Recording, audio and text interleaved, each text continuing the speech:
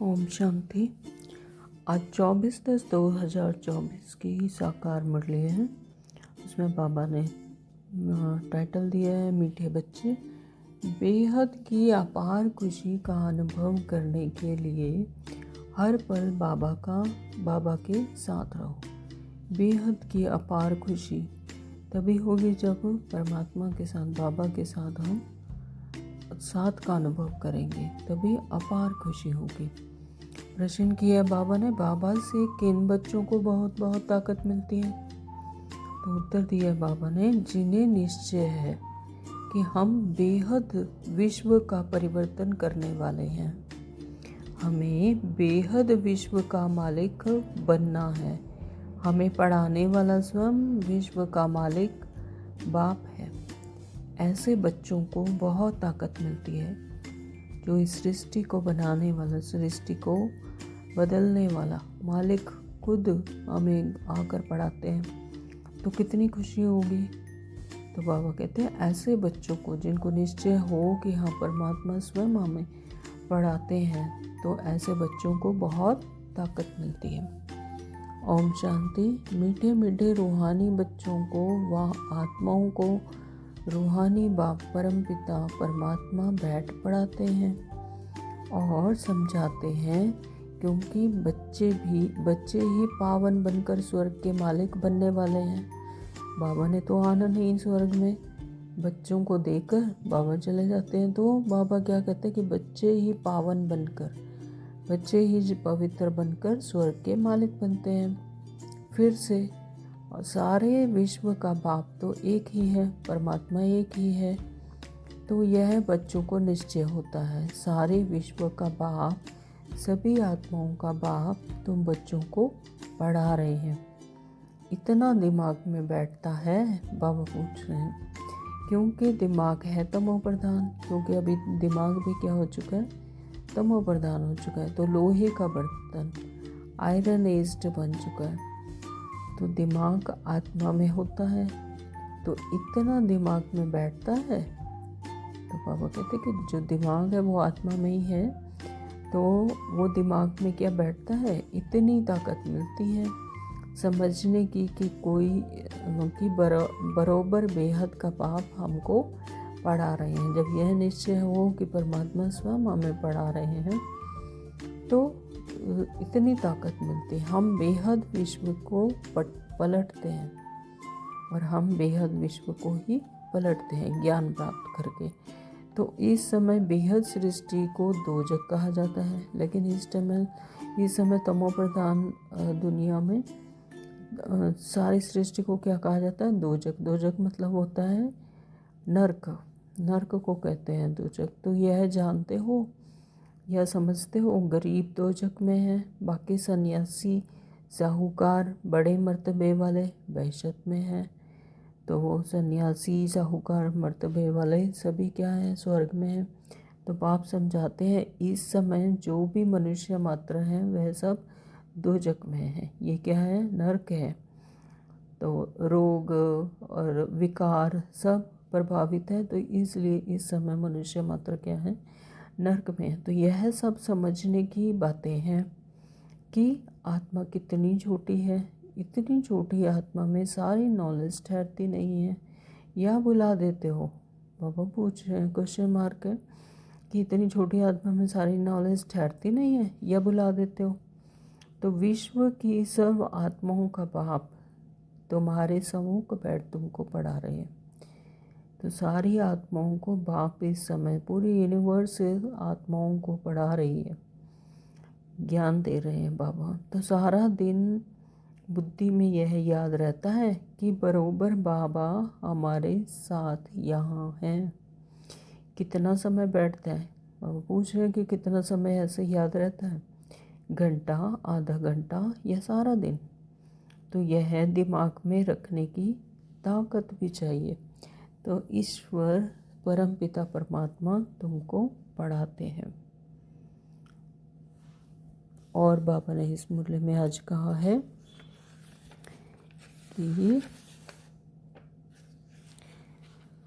श्री कृष्ण के साथ तुम्हारी प्रीत तो है, तो श्री कृष्ण के लिए सबसे जास्ती व्रत ने, श्री कृष्ण कौन है? फर्स्ट प्रिंस ऑफ ये सृष्टि के फर्स्ट प्रिंस, सबसे श्रेष्ठ रचना परमात्मा की। तो श्री कृष्ण के लिए सबसे जास्ती व्रत नेम आदि कुमारियाँ माताएं रखती हैं, निर्जल भी रहती हैं। तो कृष्णपुरी अर्थात सतयुग में जाएं, परंतु ज्ञान नहीं है इसलिए बड़ा हठ आदि करते हैं। तुम भी इतना करते हो, कोई को सुनाने के लिए नहीं, खुद कृष्णपुरी में जाने के लिए, स्वयं कृष्णपुरी में जाने के लिए करते हैं। और बाबा ने कहा कि ज्ञान बाप देते हैं, परमात्मा शिव ज्ञान देते हैं और उससे दिन हो जाता है। भक्ति शुरू होती है तो रात कहा जाता है, जब द्वापर से भक्ति शुरू होती है तो उसे रात कहा जाता है, क्योंकि धक्का खाना पड़ता है, पता ही नहीं है कि किसको याद कर रहे हैं, सिर्फ याद करते चले जाते हैं। परमात्मा के हम संतान हैं, आत्मा परमात्मा के संतान है, ऐसा याद नहीं करते, महिमा करते हैं परमात्मा को, है ना। तो ब्रह्मा की रात सो ब्राह्मणों की रात, जो ब्रह्मा की रात है वो ब्राह्मणों की भी रात है। फिर होता है दिन, तो ज्ञान से दिन होता है और भक्ति से रात होती है। द्वापर से भक्ति शुरू होती है तब हो जाती है रात, और सतयुग और त्रेता है ज्ञान से दिन। तो रात में तुम वनवास में बैठे हो, फिर दिन में तुम कितना धनवान बन जाते हो। आज धारणा के लिए पापा ने कहा अपने दिल से पूछना है। नंबर 1, बाबा से इतना जो खुशी का खजाना मिलता है क्या वह दिमाग में बैठता है? जो बाबा रोज़ मुरली के द्वारा हमें ज्ञान धन देते हैं, ज्ञान धन मिलता है, उसे क्या मिलता है? खुशी का खजाना मिलता है। तो क्या वह दिमाग में बैठता है कि परमात्मा हमें आकर ज्ञान धन देते हैं? नंबर 2, बाबा ने बोला कि बाबा हमें विश्व का मालिक बनाने आए हैं, विश्व का। तो ऐसी चलन है, बातचीत करने का ढंग ऐसा है, इसके लिए क्या चाहिए? दैवीय गुण। तो बातचीत करने का ऐसा ढंग है, ऐसी चलन है, तो कभी किसी की गिलानी तो नहीं करते। सभी आत्मा क्या है? भाई भाई, और सभी परमात्मा के संतान हैं, तो गिलानी किसी से नहीं कर सकते। तो कभी किसी की गिलानी तो नहीं करते, प्रश्न है। फिर नंबर 3, बाबा ने कहा कि पाप से प्रतिज्ञा करने के बाद कोई अपवित्र कर्म तो नहीं होता है। जब आपसे परमात्मा से प्रतिज्ञा कर ले, क्या उसके बाद कोई अपवित्र कर्म होता है? मनसा से, वाणी से, कर्मणा से।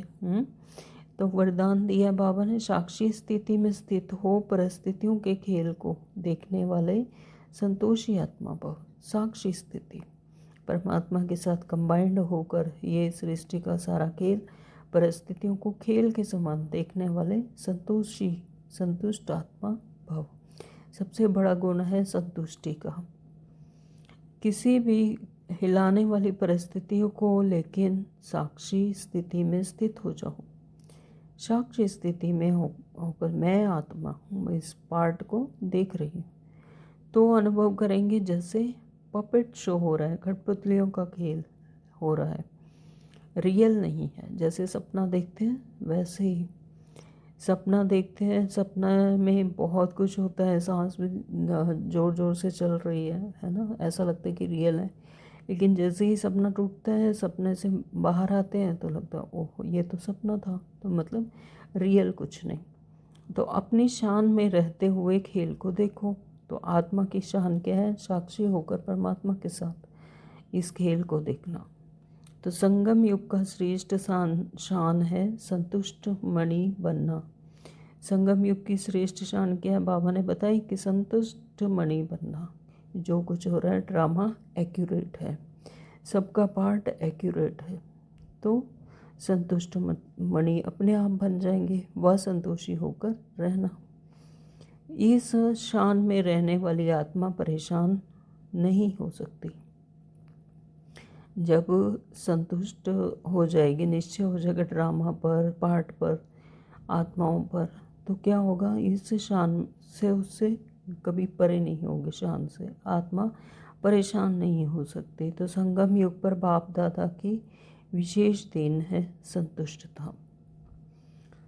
स्लोगन दिया बाबा ने, ऐसे खुशनुमा बनो जो मन की खुशी सूरत से स्पष्ट दिखाई दे।